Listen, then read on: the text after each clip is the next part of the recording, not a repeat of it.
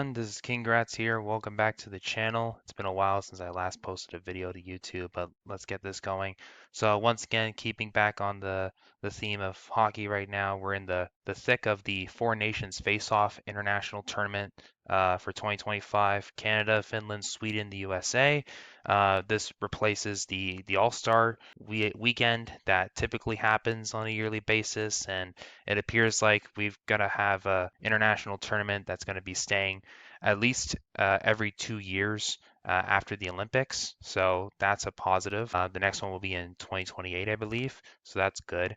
And this tournament honestly has been a pretty positive experience. A lot of people have enjoyed it. Crowd public reactions have been pretty good, and the reception's been very warm for something that hasn't been seen in the world of hockey now for almost 10 years. So I just wanted to talk about the tournament a little bit. At this point, every team has played at least 2 games, and we've kind of already confirmed what the final matchup is going to be. Canada, Finland, Sweden, USA, they've all had performances, most of them up and down outside of the US, of course. And after 2 games, we can confirm at least a bit of what the final showdown is going to be in Boston. The Americans have won both their contests, while Canada and Finland have a win and a loss, while the Swedes have lost both of their games in overtime. So we've had definitely an interesting run of this tournament. Some stuff was probably expected, others maybe not so much. Also with a bit of political banter here. At least between Canada and the USA was what's going on between the two countries. So let's go through each country one by one. So starting with Canada, a lot of people kind of thought of them as, if anything, being still at the top of the class, while others thought of the Americans really being desperate to go after Canada's crown. In my opinion, I think that Canada isn't necessarily the greatest team right now. I always thought going into this tournament that on paper they looked good when they were healthy, but the goaltending was definitely a challenge to work with. And I always thought that that would be their Achilles heel. And it hasn't really been that. It's mostly been probably miscommunication up to this point that's been their challenge, because goaltending, I mean, they're only using one goalie so far this tournament, and he's been, not too bad. And the game against the USA was definitely tough to watch if you were a Canadian fan, because you were hoping that they would bring a lot more to that game, but it ended kind of with a whimper after it started with quite a lot of explosiveness. For Finland, a lot of people kind of saw them as the ultimate underdog in this tournament. There are a decent amounts of NHLers, but they lost a lot of guys on the back end to injury, and goaltending has been also kind of suspect. I mean, they have UC Saros as their goaltender, but he's been having a down year this year. They ultimately went to Kevin Lankinen, who was the backup, and he had an admirable job against Sweden, and I'm assuming he's probably going to get the job against Canada once again. So it'll be him versus Jordan Binnington for Canada in that game. For Finland, they got swamped after having a close game against the USA, and then against Sweden, it was kind of back and forth, but then they had a bit of a lucky break, and then they won that game in overtime. So that was big for the Finns, because they still have a chance to get into that final game. For Sweden, I do think that they underperformed. In my opinion, I thought that they might have been the cleanest team on paper. They had very good goaltending. I thought they had a lot of star power in their forward group. Their defense was pretty solid. I genuinely thought that they would have gotten at least one win by now, but they kind of blew it against the Finns, and they also really didn't put up a lot against Canada, especially in the early going. They had some challenges, and a couple bad breaks ultimately did them in both games. Goaltending, I kind of was surprised with their decisions. They went with Philip Gustafsson for both of their games against Canada and Finland, and Gustafsson has given up a lot of goals. He ultimately got pulled in the game against Finland and replaced by Linus Omark, who finished that game, and he actually was pretty decent. I just don't know what exactly they're going to be going with for their game against the USA, where it's essentially a must-win scenario for them if they want to move on. And then lastly, for the US, they had a pretty good run. I think they basically came as advertised, and I always thought that they were the favorites to win this tournament just because I thought that they were just so balanced.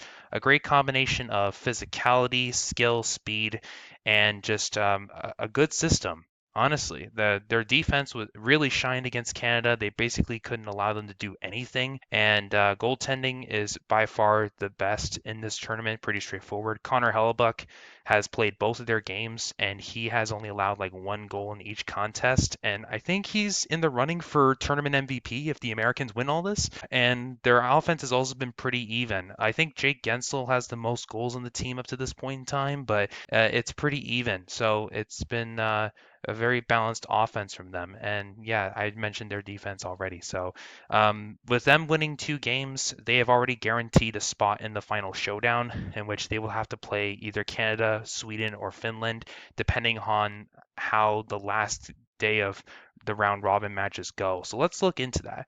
So the final showdown, the Americans will have to play either Canada, Finland, or Sweden, in which whoever wins that game wins the entire tournament and then can basically take home title of the best hockey country. Even though this tournament, some people don't agree with it because it doesn't fully represent all of the hockey power around the world.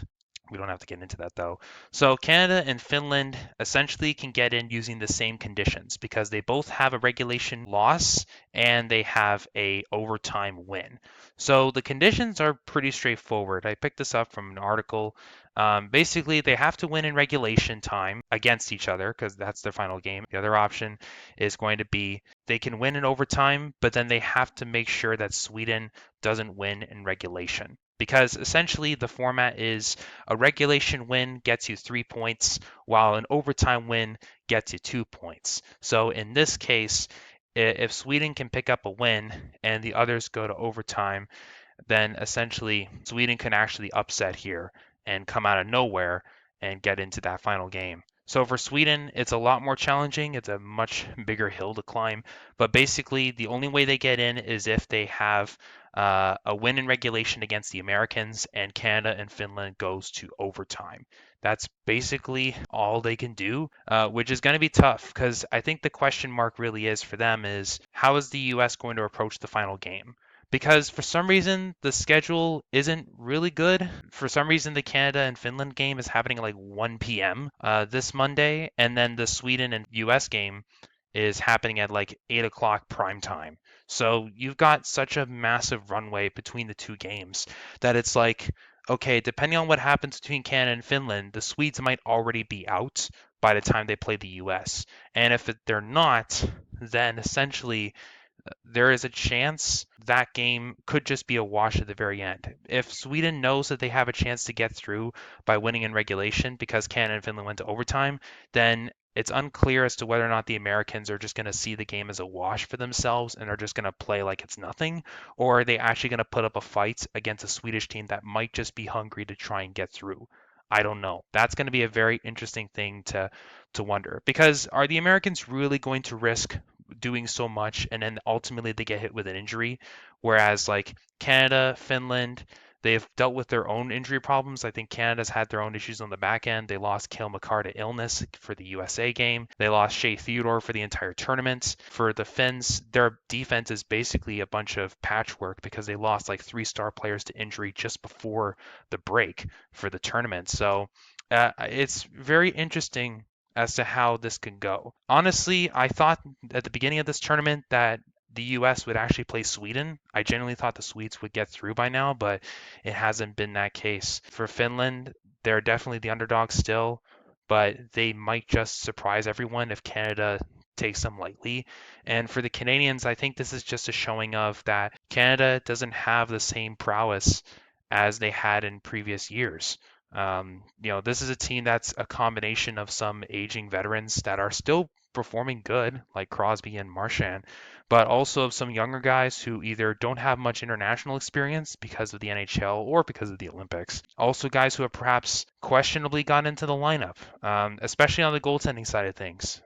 People like to point out that the Canadians probably didn't do a great job of getting in the right goaltenders, but granted, they picked these teams like months in advance. So I don't really blame them for that.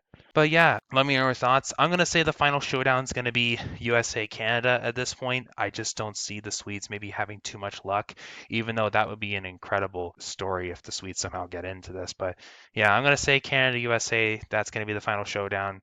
But I'm going to say the Americans win. I just don't really know at this point. I just think that they have the edge against Canada, especially because of the political situation, which I'm not really going to get into in this video, but I'm pretty sure most people probably know about that by now. I'm going to say US wins against Canada in the final showdown, and that's it. Thank you so much for watching. Let me know your opinion. Leave a like, subscribe to the channel if you want more content like this one, and I'll see you in the next video.